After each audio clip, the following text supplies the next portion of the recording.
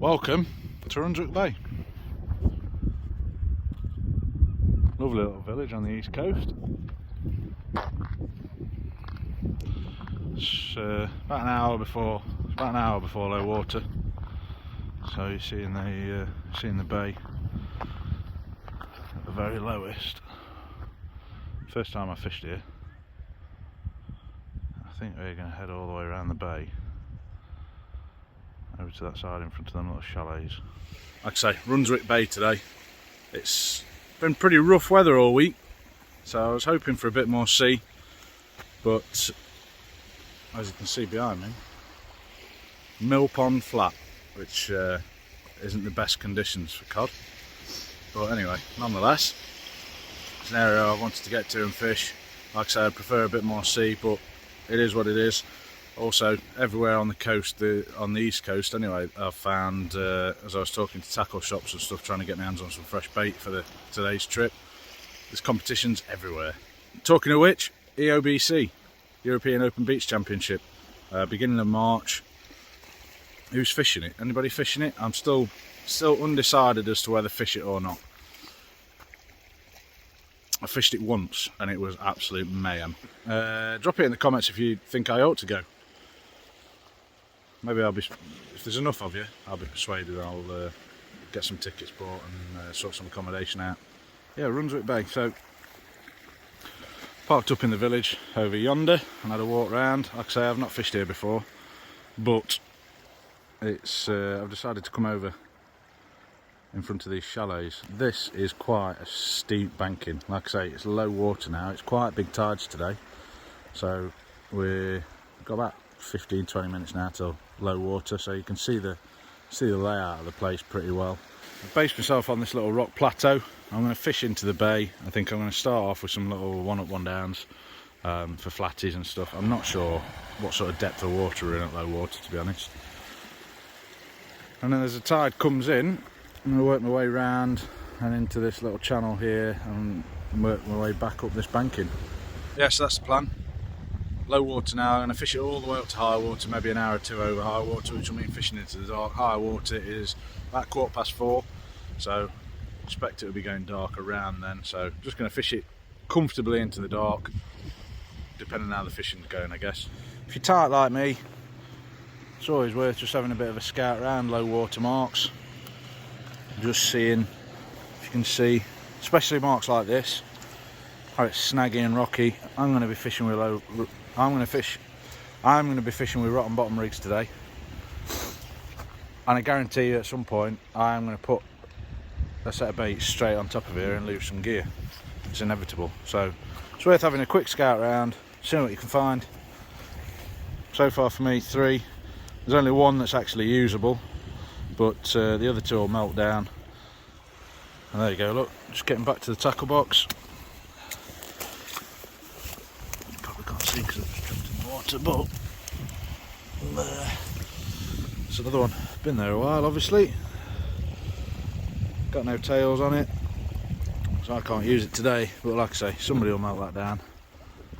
And in other news, I've only gone and spent the Christmas money that I didn't get.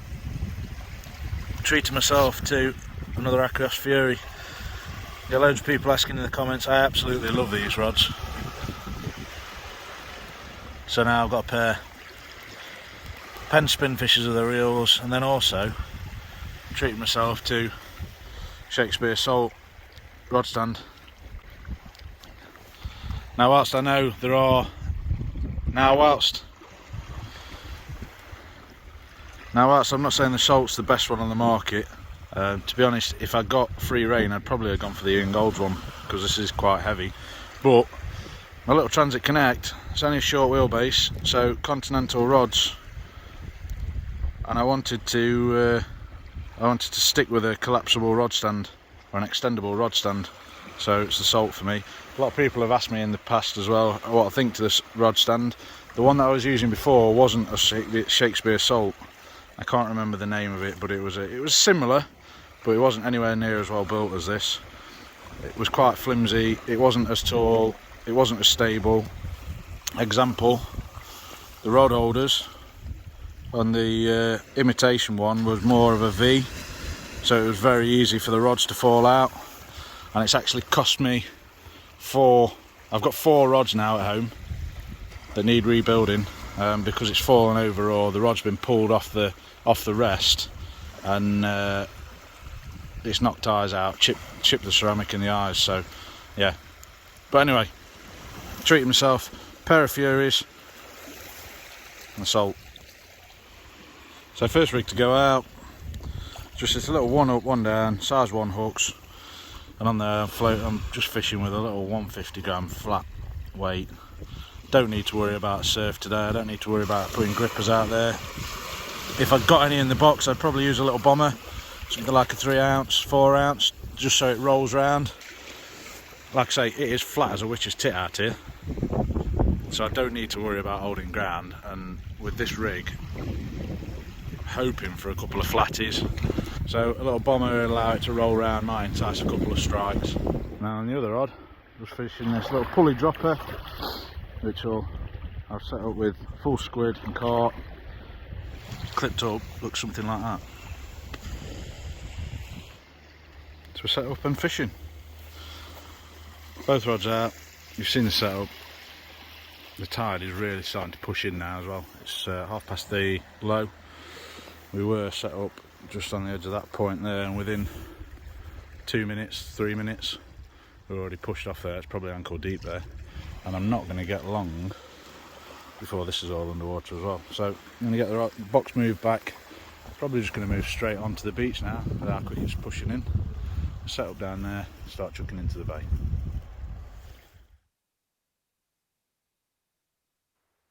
Don't panic, your TV's not packed up. It's just this idiot still hasn't figured out how to use the microphone yet, which has subsequently stuffed up a lot of the recording that I did. And here's me just telling you how good the microphone setup is and how it's going to cure all my audio problems. Anyway, I'll ad-lib a little bit. Sea's flat as a witch's tit, loads of dog walkers, nobody else fishing, probably a sign of things to come. And look at me, which side is my best side? That side. Definitely that side. Is that my best side? Oh, I'm not sure. That's probably my best side, to be honest. I ought to do all my recording facing away from the camera from now on. Just over 2 hours into the flood now. It's just coming up to lunchtime. The sea is mill pond flat. I mean, look, this guy all the way out there on a paddleboard. Still plenty of walkers about and stuff.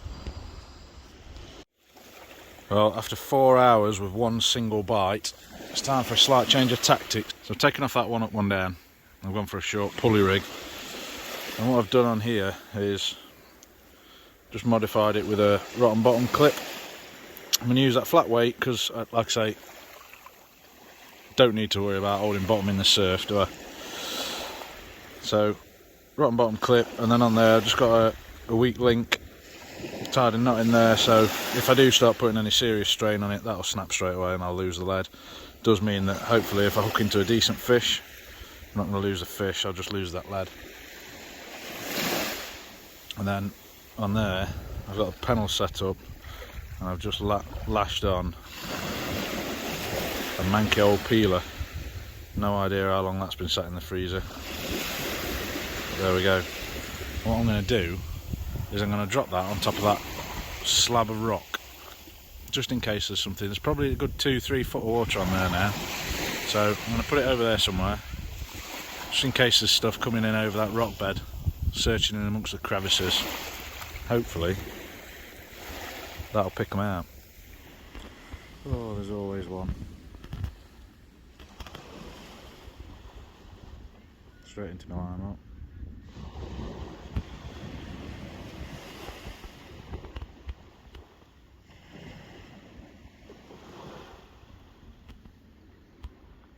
What a knob.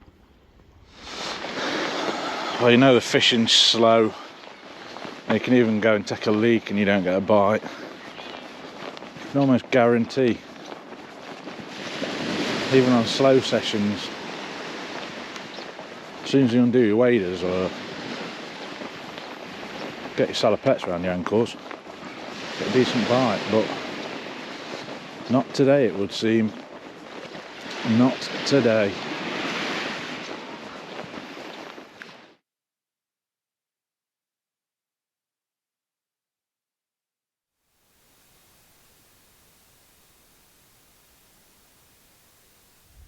2 hours now till high water, and we're just about to lose the exit off the beach. So it's last chance saloon really. As much as I'm sat here debating going home, I fished almost 5 hours without, well, just the one knock. Not going to catch anything sat at home, am I? Or even sat in the van on the way home. So looks like I'm committed. Come on, fishy. To be honest, I'd take a dogfish. I'd take a whiting. I'm amazed that there's not a one. Not a one in this bay. There's got to be one. There's got to be a fish somewhere in here, surely, you'd think. Like I say, I'm not going to catch them sat at home, so may as well stick it out. That's impressive. I think I'd be able to stand up on one of them on my own, never mind if I had Max running around between my feet. Be in a matter of seconds. 1 hour to go till high tide. Guess what? Not even a twitch. I despair, honestly I do. I'm stacking baits out there. Baits are coming back completely untouched. Squid, crab cart and black lug. That's what I've got today. None of it's doing any good at all. Ah dear. It's enough to make a man cry, but it's fishing at the end of the day.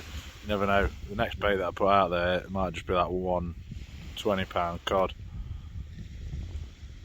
Completely delusional, but got to be optimistic. You've got to be optimistic. What can you do? More seriousness though, look at this. 8-foot surfs this week. Look how crystal clear this water is. Absolute crystal clear. It's the kind of water you want to be fishing for smoothhounds and stuff in the middle of summer with. Or lure fishing for bass. Not cod fishing in the middle of winter.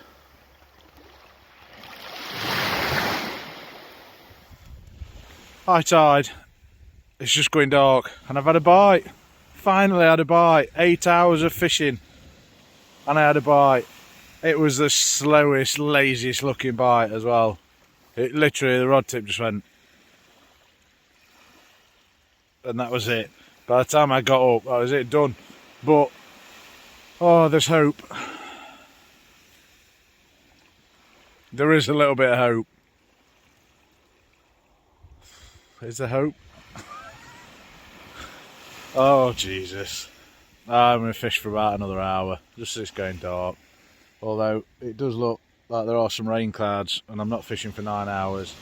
I'm freezing cold and getting piss wet through. So at that point, I definitely will be calling it quits. There's about a half-hour walk back to the van from here to go around to the other side of the bay as well. So, but I've had a bite. I have had a bite. We've had a bite. Jesus Christ, what has life come to? What I was going to say is, meanwhile, I'm sat here on a freezing cold beach in East Yorkshire. Meanwhile, I've just had this off my dad. Off living the best life in Florida with his fiancée.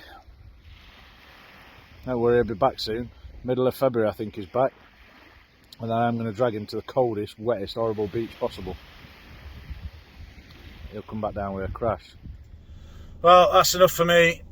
Near 300 mile round trip, 9 hours fishing, 3 packs of black lug, 2 packs of squid and a pack of cart wings for 1 bite. But that's fishing at the end of the day. As I was leaving, there was a few lads coming down to fish a competition. Maybe if I'd have stayed for another hour, there'd have been that fish. But frankly, I've got 2 hour, 40-minute ride home now. So I'm going to get home for about 9 PM. That's enough for me on a Sunday after 9 hours of fishing. I like to look at the positives where possible. Positives from today: I didn't get wet.